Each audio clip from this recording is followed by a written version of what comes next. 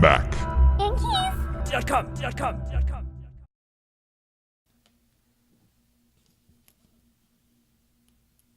This is an example of the majority of what the keys are on there, like this size right here.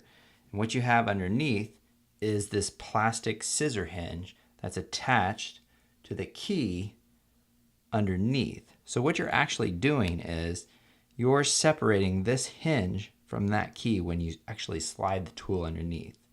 So let me see if I can give you a side view of this. You can kind of see that right there, how it drops right there. So what you're actually doing when you're separating the two, you're taking this tool and you're sticking it inside this little fold right here. And then when you press in, that snaps that right off. So that's why it's important to go in on the actual sides of it and to think that that fold will be somewhat centered in that key. So if you slide your toothpick, paper clip, or whatever it might be, think that you need to remain in the center of this key.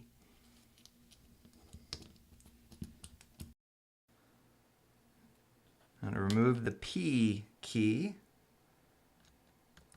put something underneath the front, whatever you're using, just to hinge it up just enough.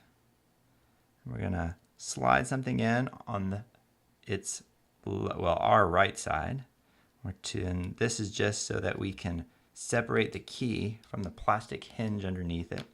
And before we slide this across, you're gonna want you to put your finger at the top and hold it down, and then you slide whatever you're using across, and it should separate. So the keys come off.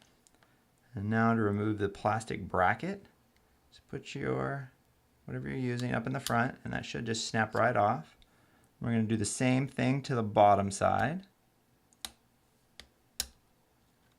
and it comes right off. Now to put the plastic bracket back in, just drop that in right there, and then drop that, and it should fall right in place, and then push with your finger, and it should click. And now take your key, in this case the P key, and just put it on top, and then we're going to press down, and you're going to hear several little clicks. There you go. You've replaced the P key. Mac. Yankees.com.